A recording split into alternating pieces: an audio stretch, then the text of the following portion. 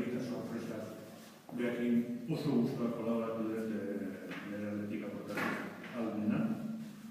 Ze gutxitan holako emakume euskal baten propuestak entzez ez dizu mari gainea ez da.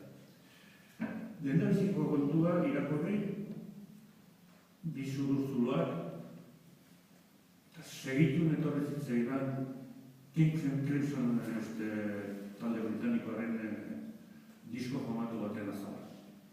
Duela urte desetre publikatu zena. Nundeta azalzeian bizuruzulo potente eta kusgarria bere diskoen azala.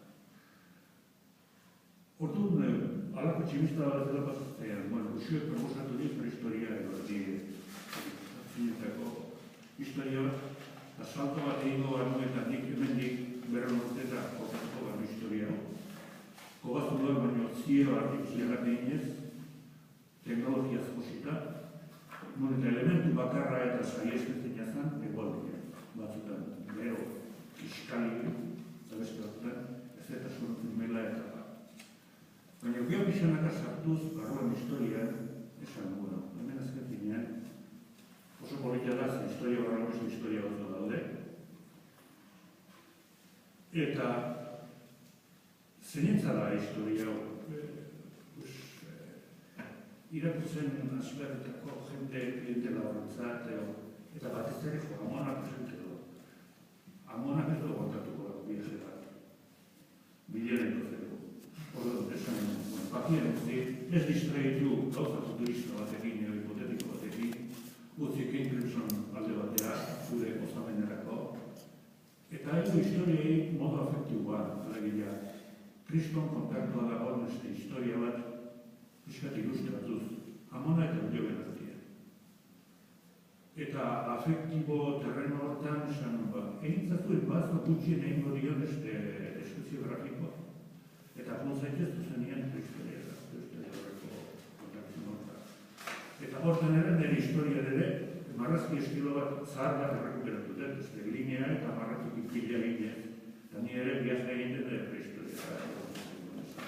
Gaur egun gara oso gutxitan marrazten dut hola. Baina oso divertigarria da izan den ez, eta pentsatzen, bueno, nik urte oso bat eman dut, niak ere urte osako irakurtzen.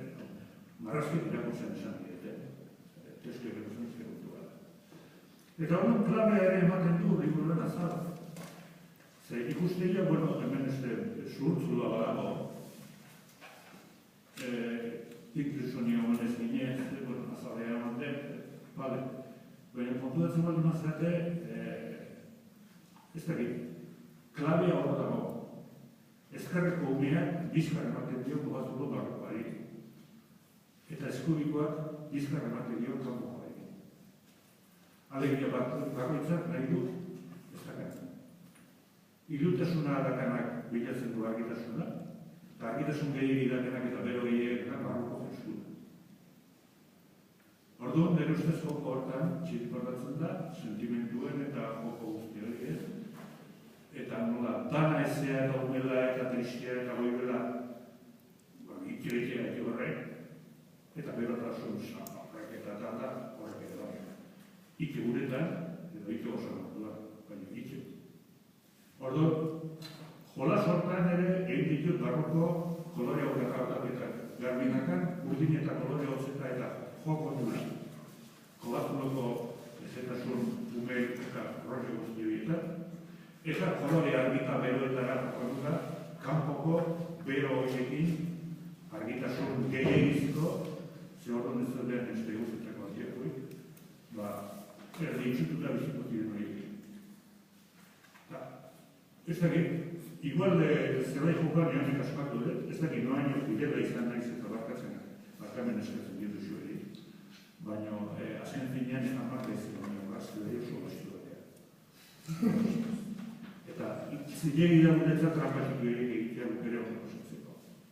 Ze azken finean, historia afektibo bat da eta beti nik askoa baloratzen dut, deten historia bat da hor, barruan, nola salto egiten dien gurasoei, baina namunen, bideoekin kontaktu horretzen.